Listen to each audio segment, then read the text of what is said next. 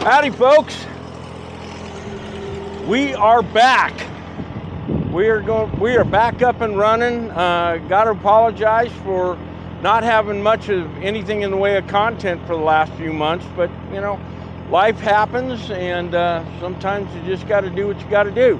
At any rate, we got a lot of cool things planned for this year.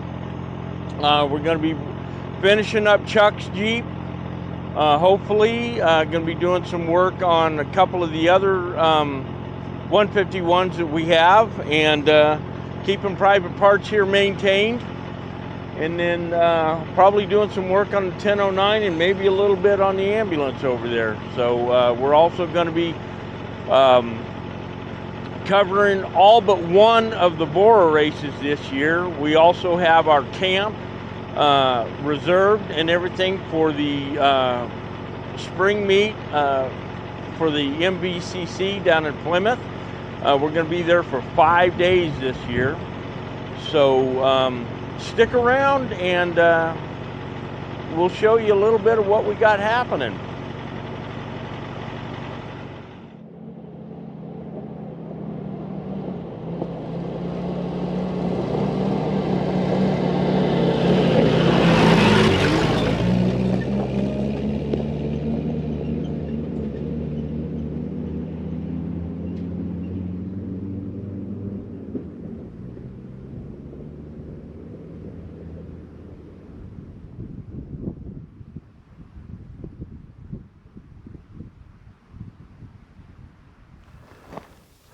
All right, here's one of the projects we're going to be working on.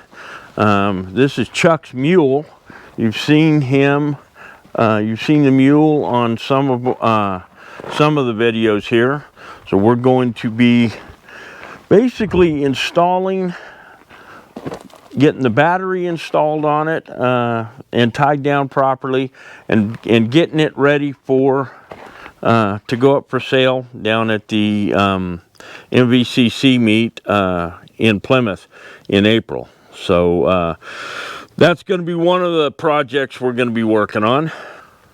We've got this 151 here that last year we did get the motor to pop and to fire, and so we've got a carburetor built for it. And this one we're going to be getting the engine fired up and making sure that that it's going to be a good engine, and then we're going to see what we're going to do with it after that. Not real sure, but you know, we've got that project going. We've got this one here that not real sure what we're going to end up doing with this one yet. It's got some issues, but nothing horrible. And then in the back, hopefully we can get to this one this year.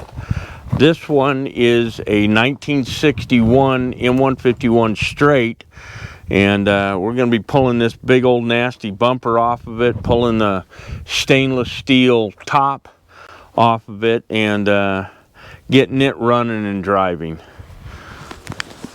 So we are going to have a few 151 projects this year. We've also got Chuck's Jeep up here. This one's going to be probably the one that's got to be taken care of first. If you guys remember from last year when we were working on it, the steering is completely shot in it. So we have some an A2 steering column and an A2 steering box that's going to be going on it. We're converting it over to the A2 steering. There's our steering column and a couple of steering boxes. Hopefully you can see it down in there, because this is just entirely unacceptable amount of play. So the reason why we're converting it over to an A2 style, The reason why we're converting it over to an A2 style is because A1 steering boxes are hard to find, and when you do find them, they're very, very expensive. And Chuck's widow just, can't afford the expense of replacing it with an A1 box. So at any rate, that's what we've got in the way of 151 projects going on. We're still going to be doing trail rides, the Vora races, which I'd mentioned earlier, and things like that. So one of the first things that we got to do, though, is we've had a problem with the 1009. Went to take it into town the other day, and I started smelling diesel fuel, and so we stopped, and there's diesel fuel pouring out of the return port on one of the injectors. So we've got a little plug that goes on the injectors, on the rear injectors, that we have to install on the 1009 before we can get going. The first major event is going to be the Vora race here in Yerington, and that's going to be coming up in a couple of days. So we've got to get the radio installed back in private parts and get him ready for the race. So we'll go ahead and get to that here in just a couple of minutes. Okay, the first thing we're going to try to fix here is the blazer, because this is going to be hopefully the easiest fix. This little plug right here is goes on to one of the return ports on the injectors. Now, for those of you that are not familiar with how this program works, you have each injector has a return line off of it, 2 return ports. It's got the high pressure line coming in here to the center of it, and then 2 return lines. And these return lines are all, it's kind of hard to see because of the shadows, but these return lines, they feed from one to the other, and then up to this front line that goes back up to the injector pump, into the return line on the injector pump. So, but on the back, the very back injector, well, I'm hoping you guys can see this. You've got one return line coming forward, but there's nothing to jump to in the back. And so there's a little port, this plug here has to go on this port, and you're not going to be able to see it because it's kind of behind the injector, I'm sure. So we've got to kind of do this by feel. So we have to plug that on there, and then we've got to get a pair of needle nose pliers and get that clip put on there. And I honestly do not believe that we're going to be able to get any video footage of that, but we'll give it a try. So let's see if this works here.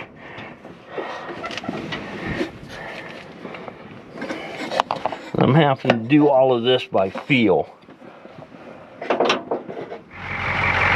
Well, it looks like the camera died while I was getting that stupid thing on there. But as you can see, down in there, I got no more diesel squirting all over the place. So it looks like the 1009 is back up and going for the time being, which is good because it's one of my daily drivers. So next thing we're going to get to is getting the stuff put back into the 151 that we need for the race. All right, before we get to doing the stuff for the 151, getting it ready for to go out to the races, which honestly it isn't much. The only thing we really have to do is we got to install our race radio back in there, do a couple of radio checks, and then install the ice chest. And then there may be a couple other little odds and ends that we got to do. But what we are going to do right now is we're going to go through kind of what I have to do every spring with my vehicles that I don't drive for the winter, and that is we usually have to jump start. Even though we put a Solargizer on the ambulance on the M1010, I think those batteries are have just about had it. So we're gonna I have a 24-volt battery charger, and I'll show you guys here in a bit. But when the batteries are down too low, the charger won't do anything with it. You got to have a certain level in the batteries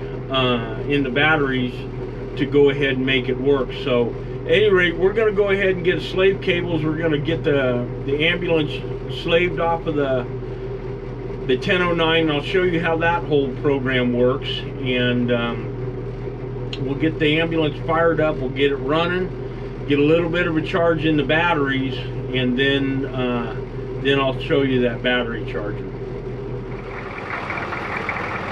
All right, the first thing we got to do with these slave cables is get them untangled. And we take the cap off of it here. Cap off of it here, and there's supposed to be a tether on there, but the tether's broke. I just haven't fixed it yet. Plug it right in there.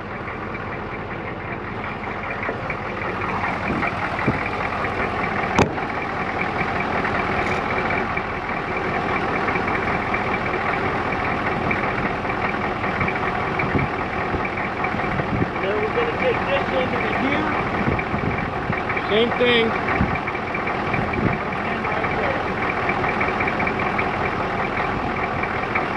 We're gonna let it charge a little bit, because these batteries that are in the 1009 right now are pretty flat. So we're gonna let it charge for a few minutes, and then we'll get in there and we'll get the ambulance fired up. We'll get it running for a little while, and then I'll go grab that other battery charger and show you guys how that works.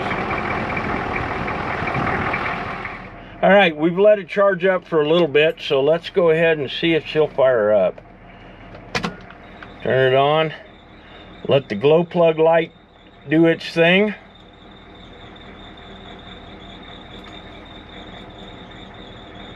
As soon as that light goes out, there we go. And she fires right up. So we're showing a good charge there. So what we're going to do is we're going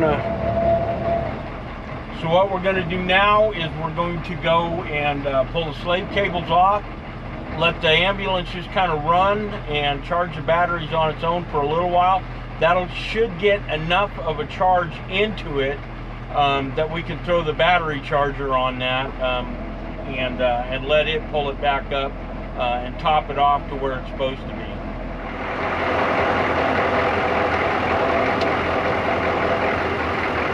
You always want to try to remember to put this, if it doesn't have the tether on it, put this cover back on there. I'm missing the cover off of the ambulance, so when I'm down there at the military vehicle meet in another month, I'm going to look for a replacement cover for both this one and that one.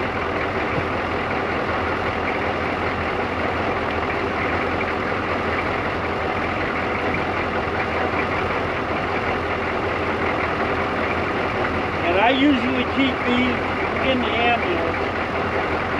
That way I know where they're at all the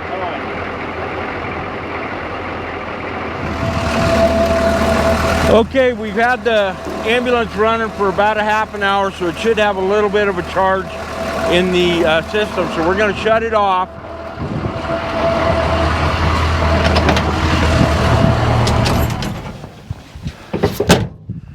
And then we got to get a power cable right here.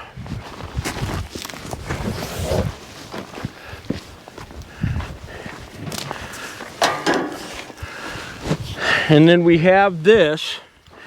Basically, it's just the end for a slave cable. So we've taken the back off of it. So we have the connection for the positive here, connection for the negative here. We're going to plug that in.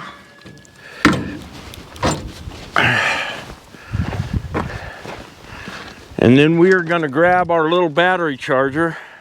This is a 12 volt, 24 volt intelligent pulse repair charger. I don't know about how well it works with repairing things, but you'll go ahead and hook up the negative clip to the negative side, positive clip to the positive side, and it's going to go ahead and show a reading there. And the frickin' display on this thing absolutely sucks.